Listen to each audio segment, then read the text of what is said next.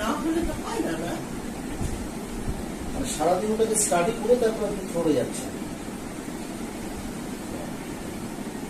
সাহেব যখন করেছেন এই যে বৌদি একটা চরিত্রটা সব স্ক্রিপ্ট আগে দিয়ে দিত। সেই স্ক্রিপ্ট করে রাত্রিবেলা স্ক্রিপ্টটা পড়তাম, তারপর স্ক্রিপ্টটা তখন আগে থেকে আপনার পার্টটা শুরু দিয়ে তো না মোটামুটি একটা ফুল স্ক্রিপ্ট। আমি কোথায় কোন জায়গায় আছি সবটাই জানতে হবে। আর এই যে শর্ট ডিভিশন গুলো হতো, শর্ট ডিভিশন যখন করতে যেখান থেকে শর্টটা নিয়ে সেই সময় কি মানে টোটালটা কি পরিচালকের ছেড়ে দিত না? সেটা পরিচালকের উপরই ছাড়তে হয়, পরিচালকই ওটা করে শর্ট ডিভিশন। না এই অনেক সময় হয় না শর্টটা আপনি স্যাটিসফাই হলেন না, ওটা ডিরেক্টলি আরেকটা শর্ট নিতে চাইলেন, বা আপনি হয়তো বললেন যে আমি আরেকটা শর্ট দিব শর্টটা। হ্যাঁ সেগুলো সবসময় ডিরেক্টরও অনেক সময় বলে, অনেক সময় আমিও বলি, আমরাও বলি, অতিথিরাও বলে যে আপনি আর একটা নেন। সকলে একটা সাবস্টিটিউশন আছে তো।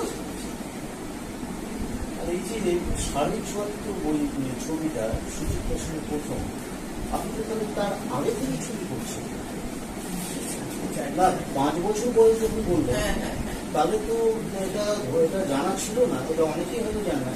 তার মানে সুচিত্রা সেনের অনেক আগে থেকে আপনি বাংলা ফিল্ম ইন্ডাস্ট্রির সাথে জড়িত। আমার তখন 5 বছর বয়স, কি মানে বোধ বুদ্ধি কি আছে?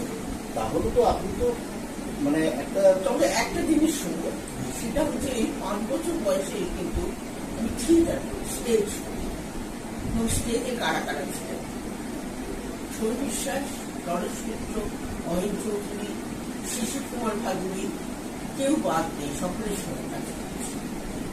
এদের অভিনয় জানি না, এদের অভিনয়টা কি। আচ্ছা আচ্ছা, তারপরেও তো বিশ্বরূপ বা অন্যান্য যে থিয়েটারগুলো ছিল, বৃহস্পতির সঙ্গে রবি করে থিয়েটারগুলো চলতো, অনুভব করতেন, অনুভব করতেন, তখনই তো আপনি করে যাচ্ছেন। তখন আমি থিয়েটার করছি না, তখন তো ছবি করছি, এত ছবি নেই, থিয়েটার করার সময় নেই। আচ্ছা আচ্ছা, মানে তাহলে কি ওই ছবি